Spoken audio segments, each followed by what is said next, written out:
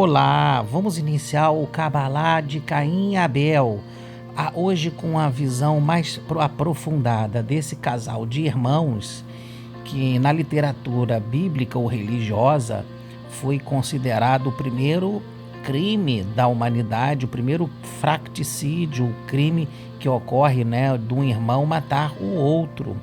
Por trás dessa literalidade, dessa historicidade, dessas questões que aparentam e que estão na superfície do texto, a Kabbalah vem trazer uma narrativa mais profunda, ampla, arquetípica, onde todos nós carregamos tanto um aspecto de Caim quanto do aspecto de Abel, Hevel em hebraico e Caim com nun no final em hebraico. O primeiro código a gente decifrar e que a gente vai aprender é que a palavra Caim, se a gente permutar, vira Nick, em inglês, apelido, no hebraico também é utilizado assim. Ou seja, o que é um apelido? É aquele que não é o nome verdadeiro, não é a sua identidade.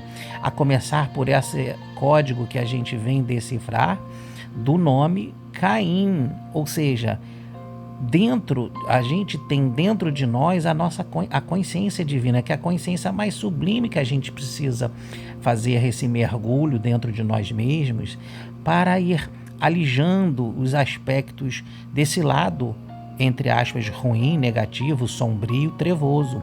O nosso lado de crime, vamos dizer assim, criminal, no sentido comparativo ao que Caim faz, a gente acaba fazendo isso em outros níveis, é claro.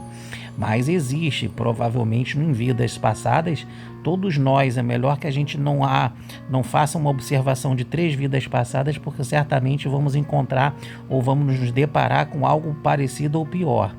Voltando ao nosso tema, aí que tem a ver o contexto, das ações, que a Caim é o arquétipo da ação malfeitora, de um desequilíbrio, da inveja, porque está relacionada essa palavra também no hebraico, Caim também tem essa correlação. Ou seja, quando a gente não ativa o nosso eu mais sublime, espiritual, a essência, o essencial, a gente cai na inveja, cai no ciúme, cai nas emoções que vão nos desvirtuar do caminho direto à consciência transcendental. Então, nesse primeiro momento, a gente abordou um pouco do código da palavra Caim, em português, e agora vamos abordar Abel, porque na literatura bíblica Caim mata Abel por uma inveja. Deus escolhe ele em vez do outro com a sua oferta. A história narrada é essa. E no caso Abel, Hevel é nada mais nada menos do que o mesmo espírito de Moisés, Moshe Rabbeinu, Moisés, o nosso mestre. Ele reencarnou, Moisés é uma reencarnação da mesma alma de Abel.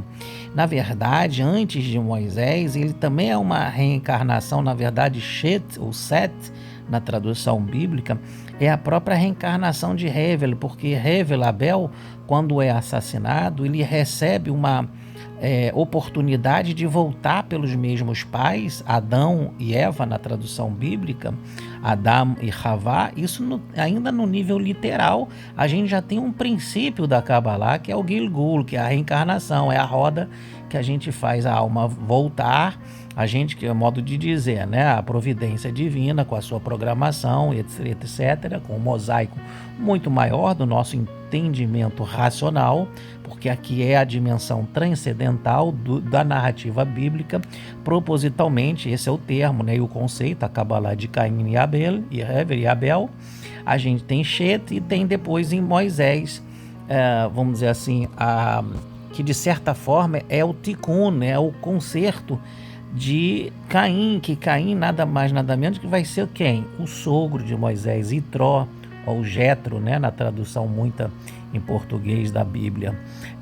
A gente vai ter Itró trabalhando junto no bem, na liderança do povo de Israel. Aqui um dos grandes ensinamentos, se não o maior, é o fato da gente ter a possibilidade do contorno das nossas ações tortuosas, desvirtuadas, mal direcionadas, com ódio, com todos os sentimentos ruins que a gente teve. né, o que possa vir a ter também. Então, esse é um aspecto da misericórdia divina. Claro que houve sofrimento nas suas reencarnações sucessivas, posteriores, e Itró, segundo o Midrash, Itró era um dos conselheiros do faraó do Egito, mais velho que Moisés, e teve que se exilar, né, ir para Midian, se tornar o Cohen de Midian, o sacerdote de Midian. Ele já era um mestre, né, mas ele sofreu muito, porque foi na época em que os três conselheiros, segundo o Midrash, fizeram determinados conselhos para o faraó, e Itró foi, vamos dizer assim, o menos pior no conselho, mas como diz no português bem popular, deu ruim.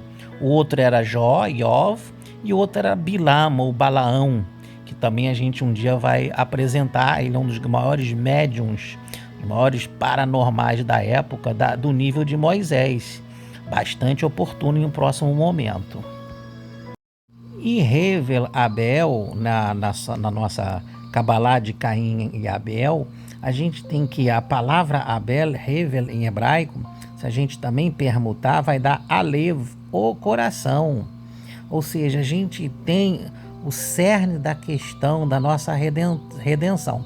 Porque Moisés, a figura arquetípica, tanto no devocional israelita como para a humanidade inteira, a palavra Moshe, o nome, né, de Moisés é relacionada à própria expressão de Hashem, divindade, o nome da cura, e que se relaciona àquele quem redimiu um povo, aquele que redime, aquele que é um redimido, porque para redimir tem que ser um redimido.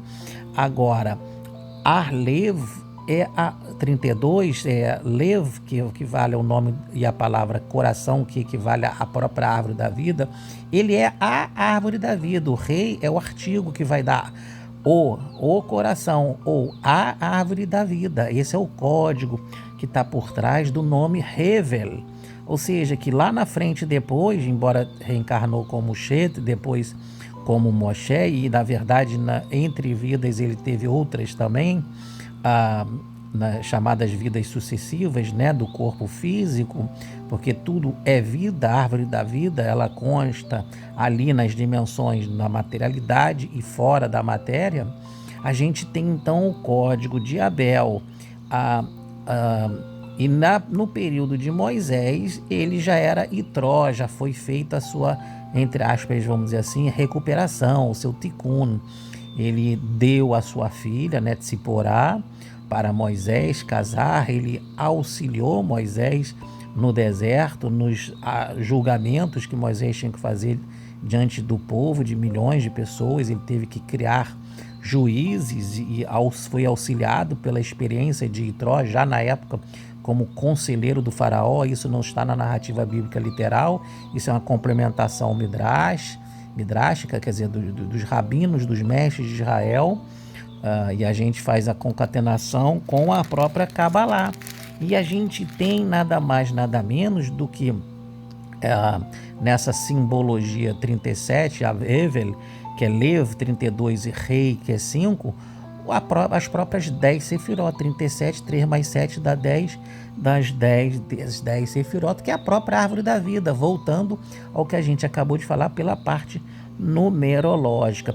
E enquanto que Caim, a gente vai ter 160, que são as 7, né? Em 7 gerações ele não poderia ser morto, teria a marca na testa, né, da divindade. Então a gente fica por aqui com a Cabalá de Caim e a Hevel.